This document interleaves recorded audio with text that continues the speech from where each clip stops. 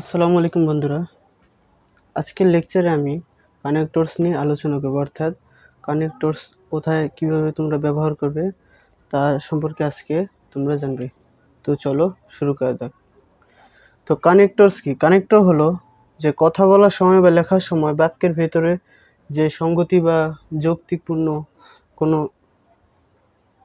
যৌক্তিক চলমানতা, অর্থাৎ কোনো বাক্যের যৌক্তিক চলমানতা যাতে বজায় থাকে তার জন্য আমরা মাঝে মাঝে, অর্থাৎ বাক্যের মাঝে মাঝে আমরা বিভিন্ন ধরনের ওয়ার্ড বা ফ্রেজ যুক্ত করি। এই ওয়ার্ড বা ফ্রেজকে আমরা বলে থাকি কানেক্টরস। অর্থাৎ যদি একটা উদাহরণ দিই, যে while studying hard we should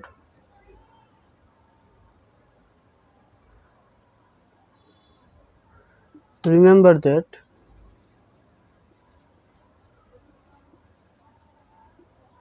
money cannot buy happiness।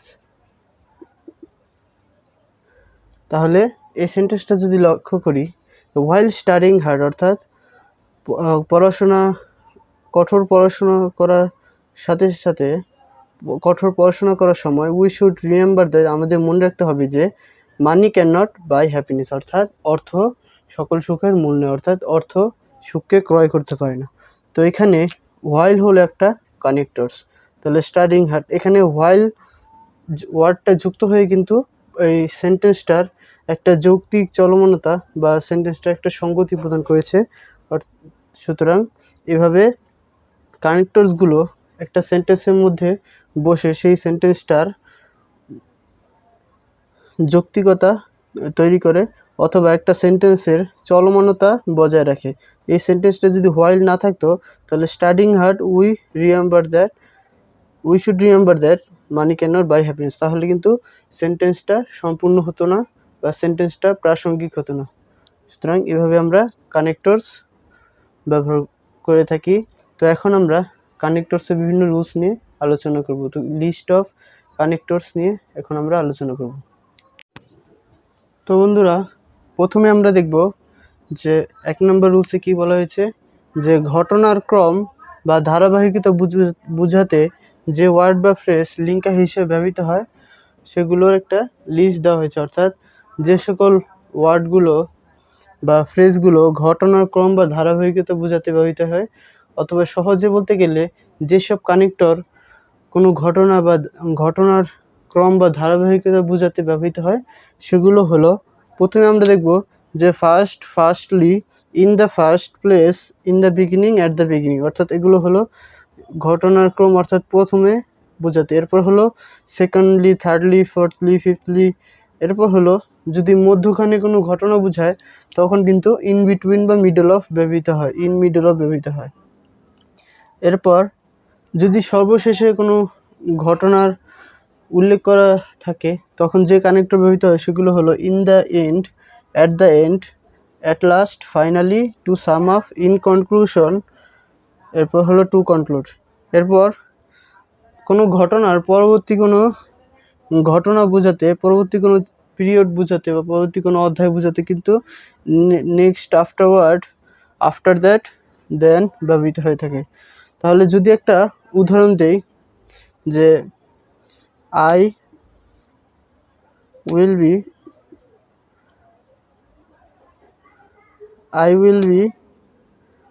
Very busy today.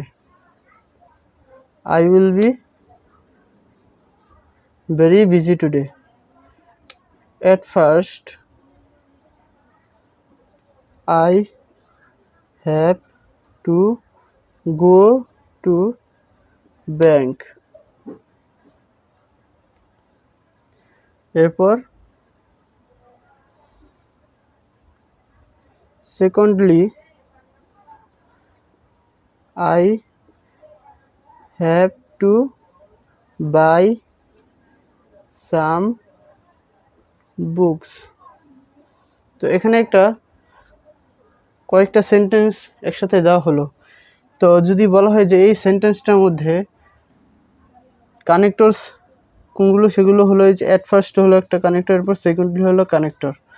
এখন এই দুইটি কানেক্টর কিন্তু কোনো ঘটনার ধারাবাহিকতা বুঝেছে, অর্থাৎ প্রথমে আমি আজকে I will very busy today, অর্থাৎ আমি আজকে খুবই বিজি থাকবো। অর্থাৎ এরপর ধারাবাহিকভাবে এখানে বলা হয়েছে যে অ্যাট ফার্স্ট, অর্থাৎ প্রথমে আমি ব্যাংকে যাব, I have to go to bank, secondly I have to buy some books. অর্থাৎ এখানে একটি ঘটনার ধারাবাহিকভাবে বোঝানো হয়েছে যে এই ধাপের পর এই ধাপ, অর্থাৎ প্রথমে আমি ব্যাংকে যাব, তারপর আমি কিছু বই কিনতে যাব, তারপর আমি বাসায় চলে আসবো। অর্থাৎ ধারাবাহিকতা বোঝাতে কিন্তু এখানে অ্যাট ফার্স্ট এবং সেকেন্ডলি ব্যবহৃত হয়েছে। অর্থাৎ এই যে কানেক্টরগুলো আছে, এই কানেক্টরগুলো কিন্তু কোনো ঘটনার ধারাবাহিকতা বোঝাতে বা ক্রম বোঝাতে ব্যবহৃত হয়ে থাকে।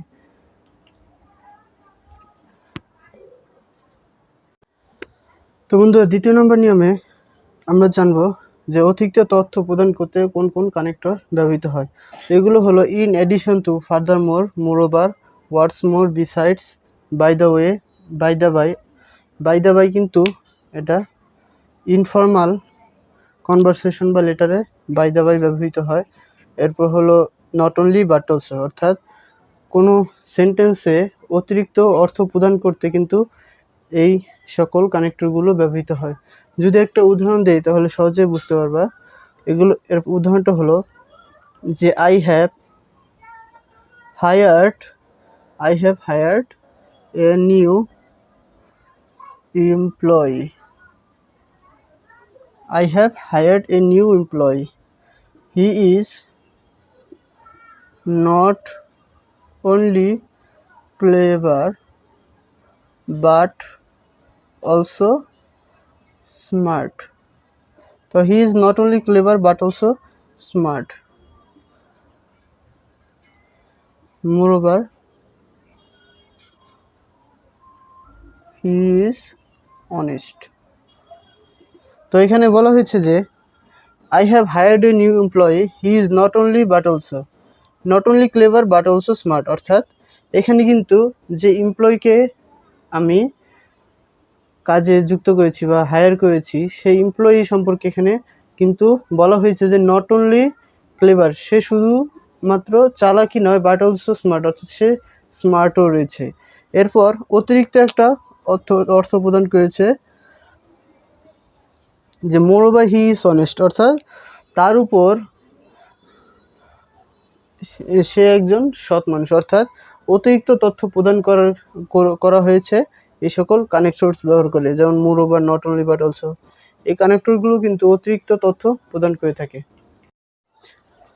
তো বন্ধুরা, 3 নম্বর নিয়মে আমরা দেখতে পাচ্ছি যেখানে বলা হয়েছে যে উদাহরণ প্রদান করতে কিন্তু যে সকল কানেক্টর ব্যবহৃত হয় সেগুলো হলো for example, in other words, for instance, that is. এগুলো হলো উদাহরণ প্রদান করতে ব্যবহৃত হয়। তার উপর আবার নেমলি, লাইক, অর্থাৎ কোনো সেন্টেন্সে উদাহরণ প্রদান করতে কিন্তু এই সকল কানেক্টরগুলো ব্যবহৃত হয়। যদি একটা উদাহরণ দেই যে his crazy activity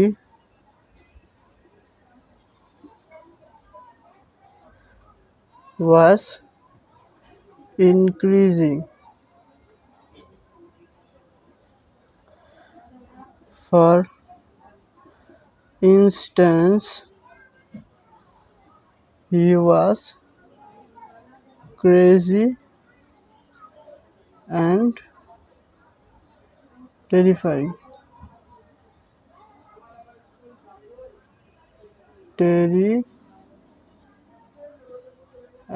Crazy and scary.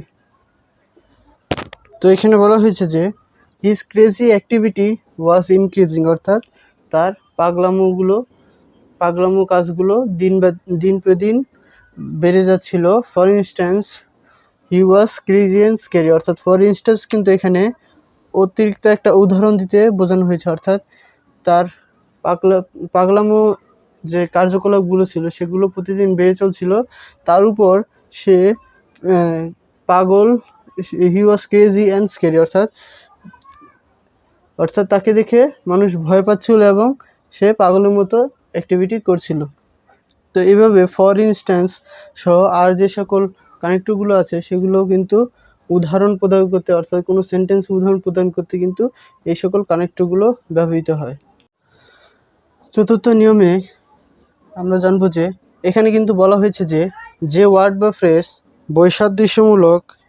বৈসাদৃশ্যমূলক তুলনা বোঝাতে ব্যবহৃত হয় সেগুলো হলো ইনস্টেড, অন কন্ট্রে, অন দ্য কন্ট্রে, এরপর হলো in contrast, on the other hand এবং রেদার। এগুলো কিন্তু বৈসাদৃশ্যমূলক তুলনা বোঝাতে, অর্থাৎ একটা যদি কোনো কিছু সম্পর্কে বলা হয় তখন তার সাথে সাদৃশ্য নয় এমন অন্য একটা বিষয় বোঝাতে কিন্তু এই সকল কানেক্টরগুলো ব্যবহৃত হয়। যদি একটা বলি যে উদাহরণ দেই, যে example, I did not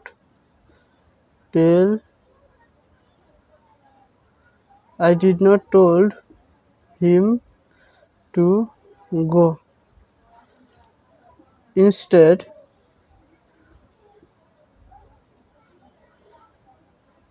I told him to stay for a night. অর্থাৎ এখানে বলা হয়েছে যে I did not tell him to go, অর্থাৎ আমি তাকে চলে যেতে বলিনি। ইনস্টেড, তার পরিবর্তে, I told him to stay for a night, অর্থাৎ আমি তাকে এক রাতের জন্য থাকার জন্য আহ্বান করেছিলাম বা বলেছিলাম। অর্থাৎ এখানে ইনস্টেড দ্বারা কিন্তু যে এই সেন্টেন্সটা রয়েছে যে I did not tell him to go, আমি তাকে যেতে বলিনি, অর্থাৎ এর পরিবর্তে বা এই সেন্টেন্সটার সাথে সাদৃশ্য নয় এমন একটা সেন্টেন্স যদি পরবর্তী সেন্টেন্সে যদি অপর একটি বৈসাদৃশ্যমূলক সেন্টেন্স থাকে, অর্থাৎ এখানে একটা সেন্টেন্স এটা হলো এক রকমের, কিন্তু এই সেন্টেন্সটা কিন্তু আলাদা রকমের, অর্থাৎ এখানে এটা হলো সাদৃশ্য এবং এই সাদৃশ্যপূর্ণ সেন্টেন্সের সাথে কিন্তু একটা বৈসাদৃশ্যমূলক সেন্টেন্স হলো, অর্থাৎ আমি তাকে যেতে বলিনি হলো একটা সেন্টেন্স, এবং তার পরিবর্তে আমি তাকে থেকে যেতে বলেছি এটা হলো আরেকটা সেন্টেন্স। দুইটা কিন্তু ভিন্ন অর্থ বোঝাচ্ছে। এখন ইনস্টেড দ্বারা কিন্তু এই দুইটি বৈসাদৃশ্যমূলক তুলনা বোঝাতে কিন্তু ইনস্টেড কানেক্টরটি ব্যবহৃত হয়। তাছাড়া অন দ্য কন্ট্রারি এখানে বুঝতে পারতো, অন দ্য আদার হ্যান্ড বুঝতে পারতো এবং রেদারও বুঝতে পারতো। তো এইভাবে আমরা এই সকল কানেক্টরগুলো বৈসাদৃশ্যমূলক তথ্য বা বিষয় বোঝাতে আমরা এই কানেক্টরগুলো ব্যবহার করতে পারি। তো বন্ধু, এখন আমরা পঞ্চম নিয়ম নিয়ে আলোচনা করব। পঞ্চম নিয়মে কিন্তু আমরা এখানে দেখা যাচ্ছে যে সাদৃশ্যমূলক তুলনা বোঝাতে কোন কোন কানেক্টরগুলো আমরা ব্যবহার করতে পারি সেগুলো নিয়ে এখানে বলা হয়েছে। তো এখানে বলা হয়েছে যে more, most of, as, least, in the same way, similarly, in similar manner, এগুলো কিন্তু সাদৃশ্য বোঝাতে ব্যবহৃত হয়। তো সাদৃশ্য বোঝাতে কি, অর্থাৎ কোনো সেন্টেন্সে যদি বলা হয়, যে একটা উদাহরণ দেয়, যে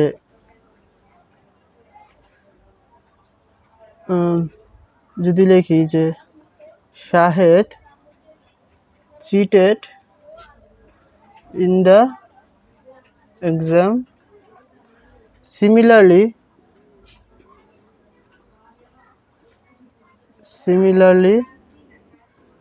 Rahat cheated in the exam.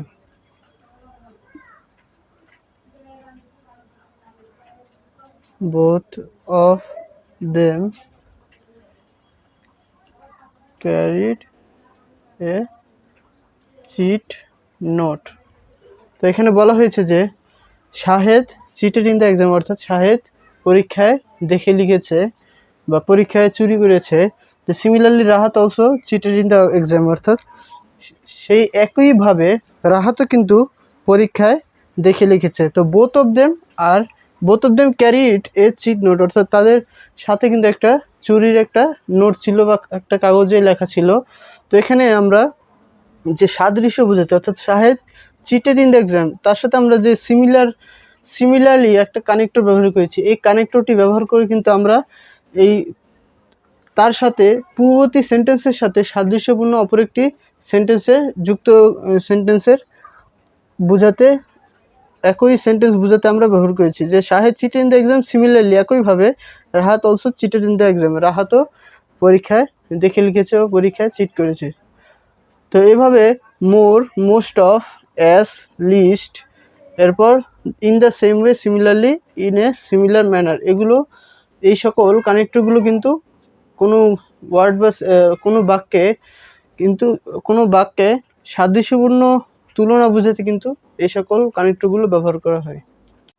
তো বন্ধুরা 6 নম্বরে আমরা দেখতে পাচ্ছি যে অপ্রত্যাশিত কোনো কিছু নির্দেশ করতে, অপ্রত্যাশিত বা আশ্চর্যমূলক কোনো কিছু নির্দেশ করতে কিন্তু এই সকল কানেক্টরগুলো ব্যবহৃত হয়। এগুলো কী কী চলো দেখি। তো এখানে রয়েছে যে anyhow, anyway, besides, else, however, nevertheless, still, though, although, এরপর yet, in any case, in spite of that, after all এবং অল দ্য সেম। তো এই কানেক্টরগুলো কিন্তু অপ্রত্যাশিত বা আশ্চর্যমূলক কোনো কিছু নির্দেশ করতে এই কানেক্টরগুলো ব্যবহার করা হয়। যদি একটা উদাহরণ দেই যে Rakib has joined the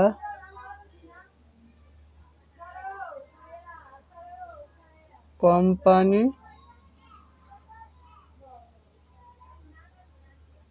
last month. তো Rakib joined the company last month, however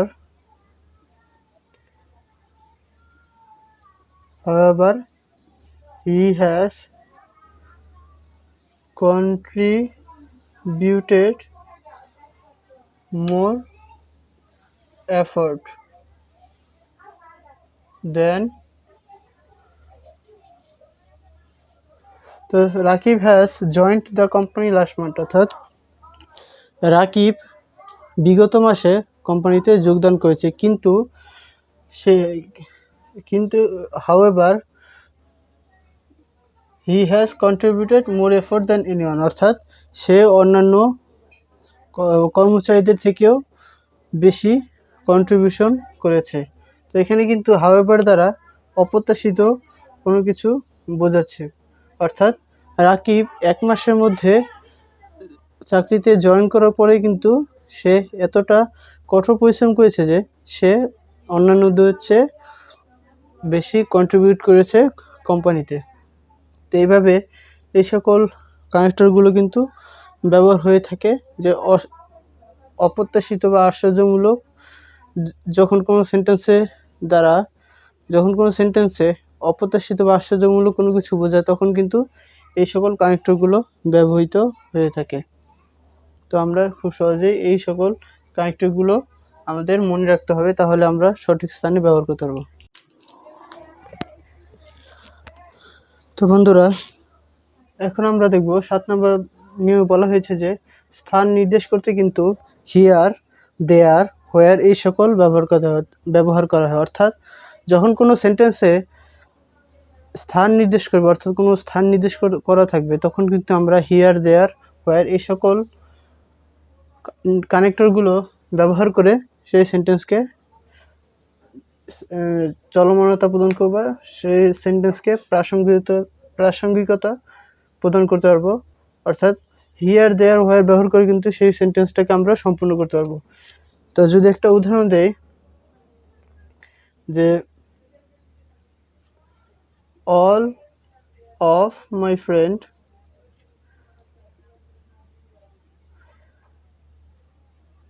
went to Paris।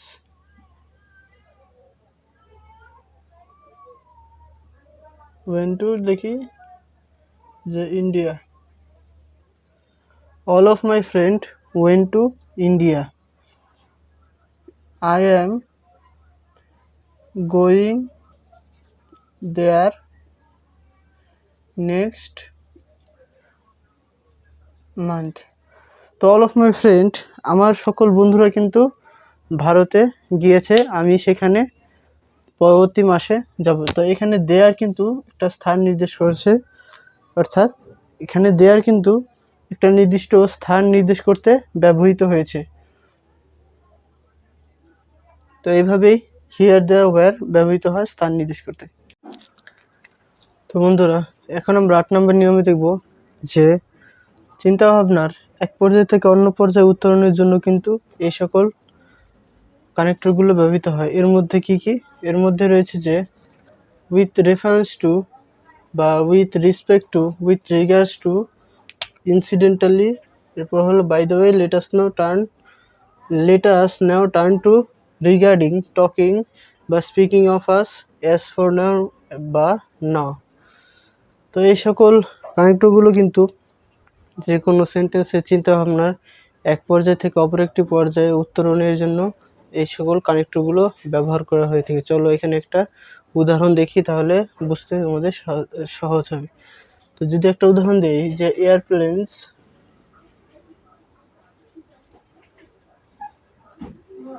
Ticket is half for student.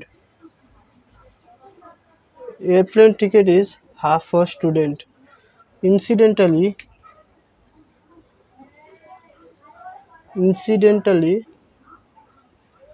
I have bought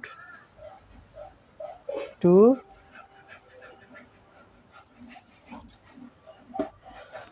তো এয়ারপ্লেনের টিকিটগুলো কিন্তু যথারীতিভাবে স্টুডেন্টদের জন্য অর্ধেক হয়ে থাকে, অর্থাৎ অর্ধেক ভাড়া দিতে হয় স্টুডেন্টদেরকে টিকিট ক্রয়ের জন্য। এখন ইনসিডেন্টালি অর্থাৎ হলো ঘটনাক্রমে আমি 2টি টিকিট কিনেছি। আই হ্যাভ বট 2 টিকিটস, অর্থাৎ এখানে ইনসিডেন্টালি হলো ঘটনাক্রমে, অর্থাৎ চিন্তাভাবনা হলো এই চিন্তাভাবনা থেকে অপর একটি চিন্তাভাবনায় অপর পর্যায়ে উত্তরণ হয়েছে। তো এইভাবে এই কানেক্টরগুলো কিন্তু ব্যবহার করতে পারি আমরা, যে চিন্তাভাবনার এক পর্যায় থেকে অপর পর্যায়ে উত্তরণের জন্য এই সকল কানেক্টরগুলো ব্যবহার করে থাকি। কিন্তু 9 নম্বর নিয়মে 9 নম্বরে আমরা দেখছি যে কোনো ইউনিটের উপসংহারের সারসংক্ষেপ প্রদান করার জন্য কিন্তু, অর্থাৎ কোনো ইউনিটের সারসংক্ষেপ প্রদান করার জন্য কিন্তু এই সকল কানেক্টরগুলো ব্যবহার হয়। এগুলো হলো in brief, in all, to sum up, to summarize, in short, in the whole. তাহলে এখন যদি একটা উদাহরণ দেই যে Rakib has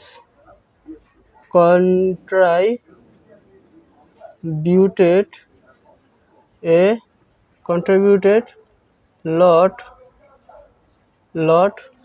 for his family.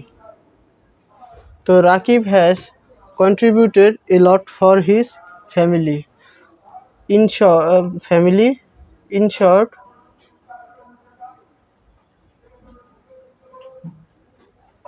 short, he took all his duties seriously. তো রাকিব তার ফ্যামিলির জন্য অনেক কর্তব্য করেছে এবং অনেক কর্তব্য সে পালন করেছে। Rakib has contributed A lot for his family, অর্থাৎ রাকিব তার পরিবারের জন্য অনেক অবদান রেখেছে। তো in short, he took all his duties seriously. তো সংক্ষেপে বলতে গেলে সে তার সকল যে কর্তব্যগুলো রয়েছে সেই কর্তব্যগুলোকে সিরিয়াসলি নিয়েছে। তো এখানে যদি কোনো প্যাসেজ বা সেন্টেন্সে সারসংক্ষেপ প্রদান করতে হয় তখন কিন্তু টু সামারাইজ বা in short, in the whole, in brief, in all, এই সকল যে কানেক্টরগুলো আছে এগুলো আমরা ব্যবহার করব। যেভাবে আমরা এই যে ইন শর্ট এই কানেক্টরটা এখানে ব্যবহার করেছি, ঠিক সেইভাবে এই সকল কানেক্টরগুলো আমরা কোনো ইউনিট বা কোনো সেন্টেন্সে উপসংহারে সারসংক্ষেপ প্রদান করতে আমরা এই সকল কানেক্টরগুলো ব্যবহার করতে পারবো। তো 10 নম্বর আমরা দেখছি যে এখানে বলা হয়েছে যে অ্যাপোজিশন নির্দেশক শব্দ বা এক্সপ্রেশনগুলো এবং এগুলোর পূর্বের বাক্যগুলো উল্লেখ করার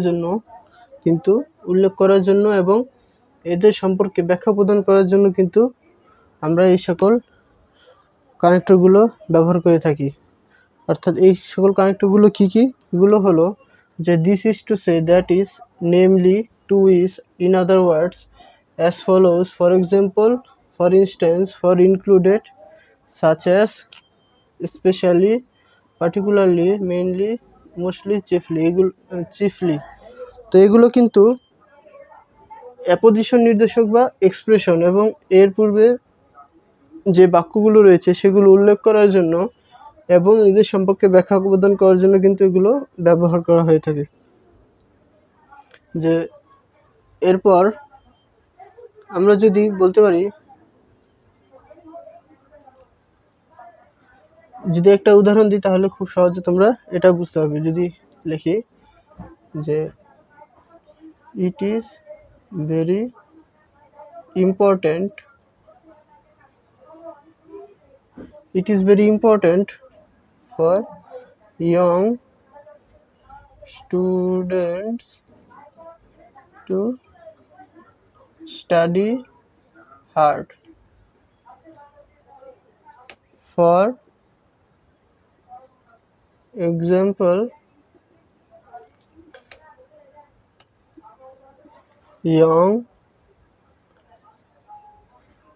student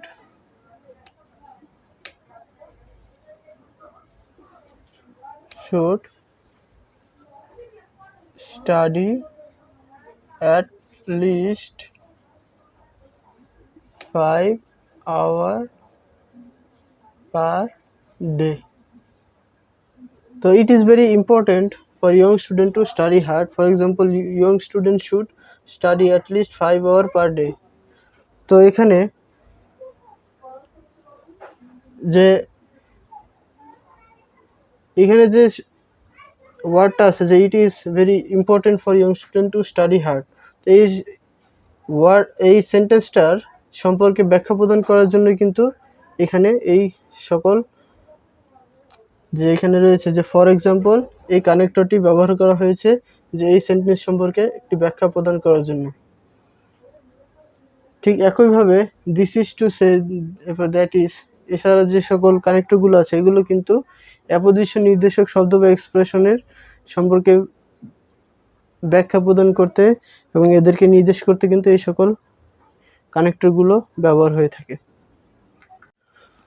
তো এখন আমরা দেখব যেখানে বলা হয়েছে যে পূর্বে যা বলা হয়েছে বা করা হয়েছে তার ফলশ্রুতিতে যা দাঁড়িয়েছে তা প্রকাশ করতে কিন্তু এই সকল কানেক্টরগুলো ব্যবহার করতে হয়। এগুলো হলো কনসিকুয়েন্টলি, দেয়ারফর, এরপর হলো হেন্স, এরপর হলো অ্যাজ এ রেজাল্ট এবং থাস। এগুলো হলো যে পূর্বে যা বলা হয়েছে তার ফলশ্রুতিতে যা প্রকাশ পেয়েছে তা প্রকাশ করতে কিন্তু ব্যবহৃত হয়। অর্থাৎ পূর্বে এমন কিছু হয়েছে যার ফলাফল এখন বিদ্যমান রয়েছে তা প্রকাশ করতে কিন্তু এই সকল কানেক্টরগুলো ব্যবহার করতে হয়, যেমন consequently, hence, so, therefore, as a result, এরপর হলো থাস। তো একটা উদাহরণ দিলে খুব সহজে বুঝতে পারবা। যে উদাহরণ হলো যে the land owner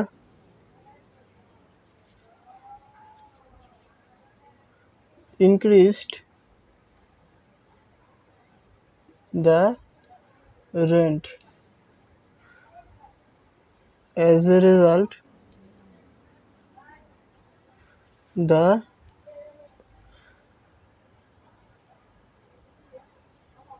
household left the place. তো এখানে বলা হয়েছে যে the land owner increased the rent, অর্থাৎ যা বাড়িওয়ালা আছে, বাড়িওয়ালা ঘরের ভাড়াটি বা সেই জমির ভাড়াটি বাড়িয়ে দিয়েছে। বাড়ানোর কারণে কিন্তু as a result the house hold lift, যারা বসবাস করতো বাসায় তারা চলে গেছে, সে বাসা ছেড়ে চলে গেছে। তো এখানে কিন্তু যে ল্যান্ড ওনার যে কাজটি করেছে সেই কাজের ফলাফলটি কিন্তু ফলাফল যা দাঁড়িয়েছে যে the house hold left the place, এটা হলো ফলাফল। এই ফলাফলটি প্রকাশ করতে কিন্তু এই অ্যাজ এ রেজাল্ট এই কানেক্টরটি ব্যবহার করা হয়। তো বন্ধুরা, আজকে আমি কানেক্টর সম্পর্কে তোমাদের একটি ধারণা দেওয়ার চেষ্টা করলাম। কানেক্টর সম্পর্কে যে 11টি নিয়ম বা রুলস সম্পর্কে তোমাকে জানালাম, সেই রুলসগুলো যদি ভালোভাবে তোমরা আত্মস্থ করতে পারো তাহলে কিন্তু কানেক্টরে তোমরা ফুল মার্কস পেতে পারবে। তো আজকের জন্য এই পর্যন্তই। যারা শেষ পর্যন্ত দেখছো তাদেরকে ধন্যবাদ। আসসালামু আলাইকুম। আল্লাহ হাফেজ।